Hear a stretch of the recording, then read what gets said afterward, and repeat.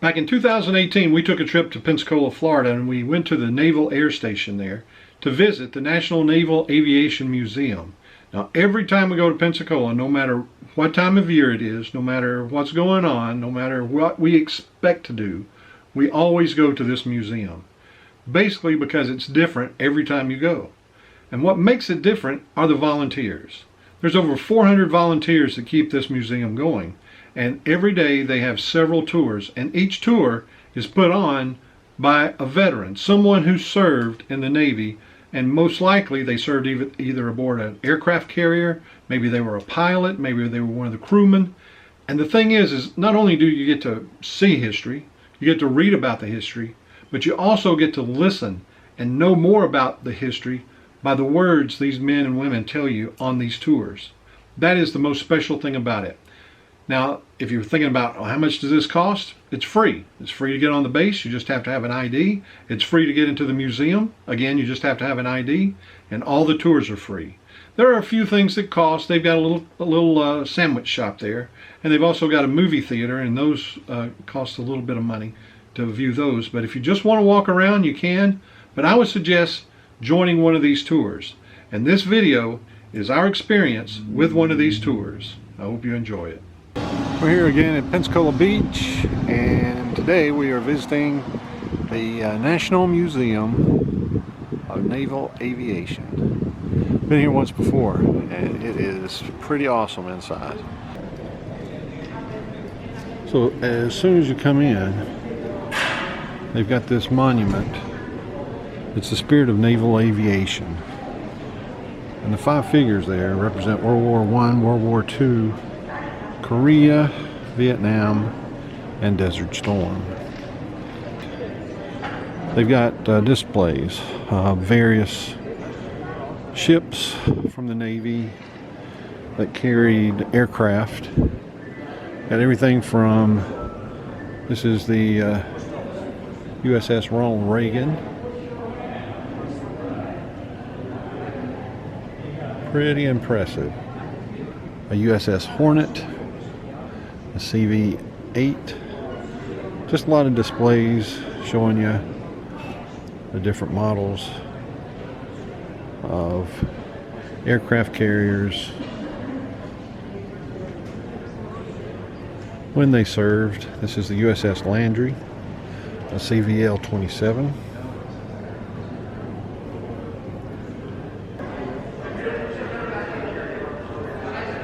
And this prop is from the USS Intrepid.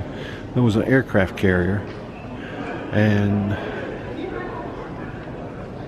this prop is made out of solid bronze. It weighs 27,000 pounds, and if you compare it to the ships of today, I got a little glare there, but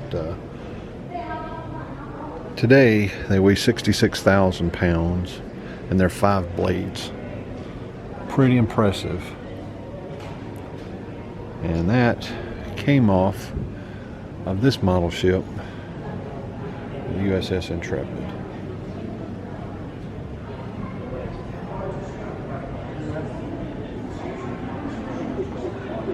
Excuse me.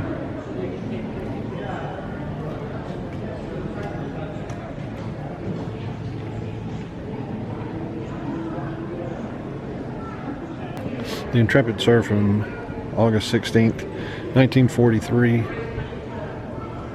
and it completed its combat cruise during the Vietnam War during 1966 to 1967.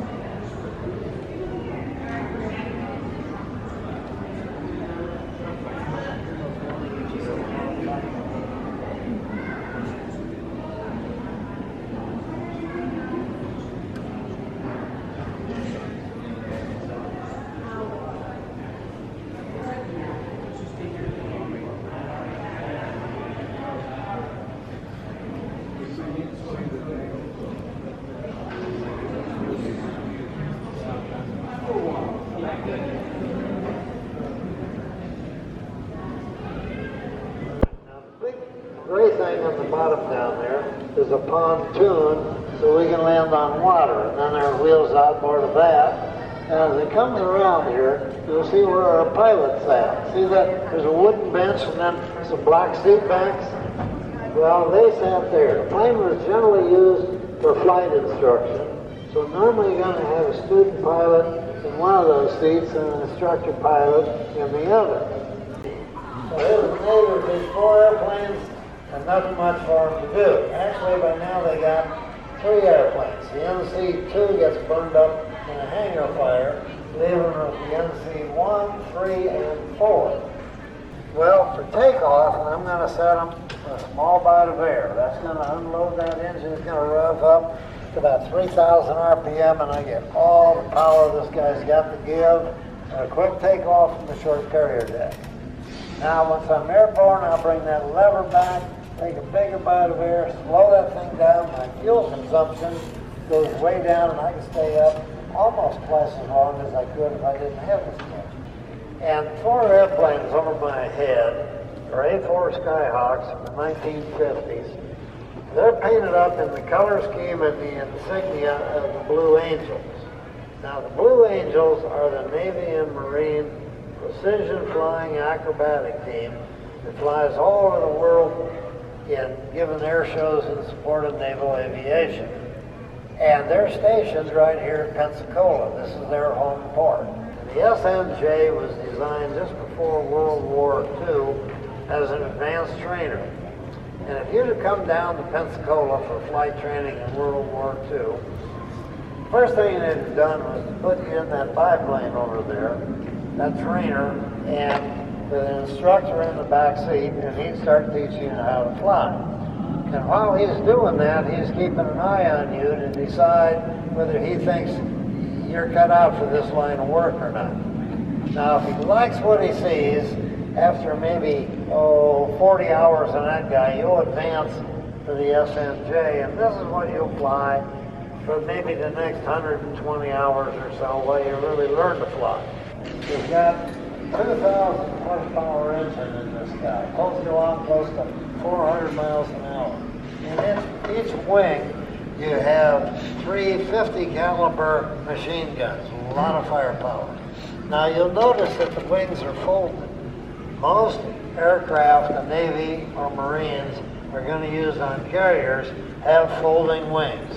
Either fold back like this or up over the fuselage. Obviously this allows us to put more aircraft on a crowded carrier, and so that's why we do this. Now this airplane is sitting as it might be if it were waiting for a carrier launch off this carrier deck.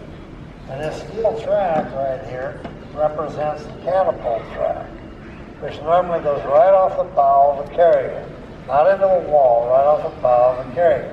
There's one here, there's another one over there. And now we take this, which is called the bridle, piece of cable with an eye in each, and you put it around the hook under the wing. Now the hook is open at the back. You bring it around here and over to another hook on this side. So when we fire this catapult, it's going to pull the plane behind it. Get it up to speed, the airplane lifts off, the cable falls off either on the deck or into the water and the plane is launched. Now, this type airplane back then would go from a standing stop to about 90 miles an hour in about a second and a half.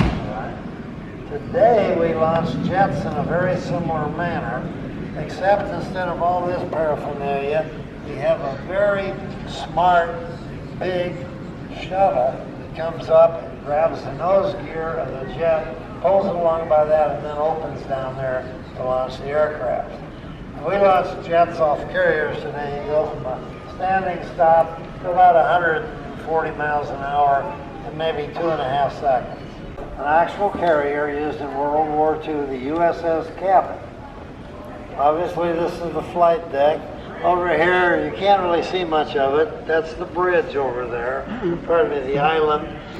The flight deck, from where the wood stops over here to where the wood stops over there, is 76 feet. That was the actual width of the Cabot's flight deck. The length of the flight deck is maybe 2.5 times as long as you see here. this was wood. Throughout World War II, we used wooden flight decks because it's quicker and easier to repair bomb damage in a hurry than if you had to weld in a steel plate. After the jets come in the late 40s, why we go to steel deck, which is what we have today. Jets are faster, go a lot faster. But unfortunately, when you raise the top speed of an airplane, the low speed, the stall speed also creeps up. So you have to land faster than you did in a slow prop airplane. So instead of coming aboard the carrier at 90 knots, 90 miles an hour, you're coming aboard at 125.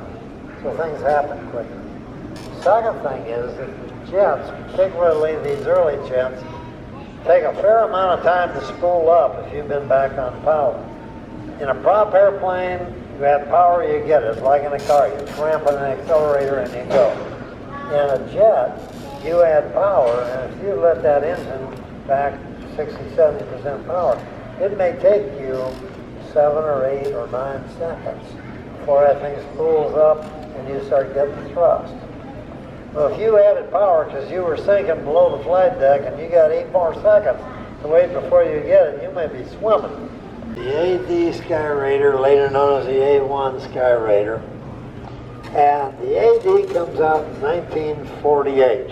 And you might say, why would you bring out another prop airplane when the jets are coming in? And the answer is for attack. By attack, I mean air to ground or air to sea, where you're going after the bad guys down here rather than fighters air to air, okay? And these jets are great for fighters. Get up high, go real fast, but they were almost useless for attack. 2 reasons. One of them is these early jets burned fuel at a bodacious clip. We've been used to staying up 3 hours on the prop planes. In these early jets, you're out of fuel in an hour and a half. So you can't hang around to do much. Secondly, you can't carry very much. You'd be lucky to get one of these early jets off a carrier with one 500-pound bomb hanging on it. So you can't do much. So they bring this gal out. And the AD can stay up 4 hours on a load of fuel. And you can shoot this guy off a carrier with 8,000 pounds of ordnance hanging on it. Put a 2,000-pounder here, there, and over there. Go up each wing with 6 500-pounders on the side. Or leave a couple of bombs home and put that rocket pod on. Plus 4 20-millimeter cannon with 800 rounds of high explosive ammunition. Imagine now what this does for a Marine company in combat down here to have 2 or 3 of these guys over and up high, just waiting for them to say, hey, the bad guys have got a gun emplacement over here that's cutting us up. Can you do anything about it? And the answer is, watch this. Roll into a dive bomber on it and take this guy out. Okay, we are their artillery who happen to be flying overhead, all right? And this was one of the best attack airplanes ever built. Speaking of a little experience, I probably got 700 or 800 hours flying one of these. And it would do about anything you ask of it except go real fast. If you saw 400 miles an hour, you could bet the nose was pointed down. But it was good. It was durable. It would take a lot of punishment. It was such a good attack aircraft that not only was it used throughout Korea, it was still being used the first half of Vietnam, 18, 20 years later. Okay, great attack airplane. A4 Fury. This was the carrier version of the Air Force's F-86 Sabre jet. And if you're familiar with Korea, that was the top jet there. This was the last thing I flew before I got out of the service. This is where fighters were in the 50s. This was the top of the line. This was where it was, okay?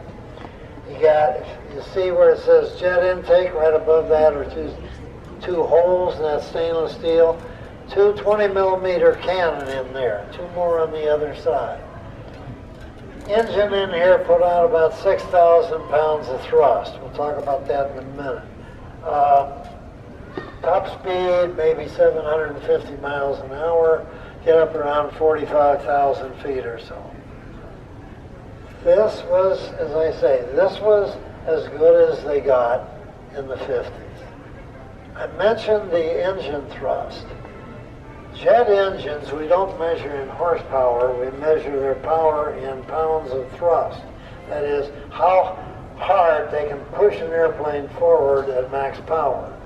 Okay, remember what the airplane we last looked at looked like? That was 1950s. Here's the 60s. This is an F-4 Phantom, McDonnell Douglas. Look at the size difference. Look how much bigger it is.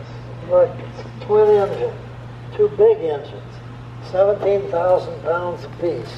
Total of 34,000 pounds of thrust. And back that last one we had 6. You've got crew of 2, pilot in front, radar officer behind him, missiles, primary weapon.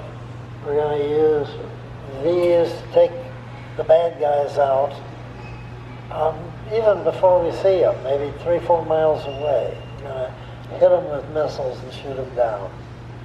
So the F-4 is just about the top of the line in the 60s.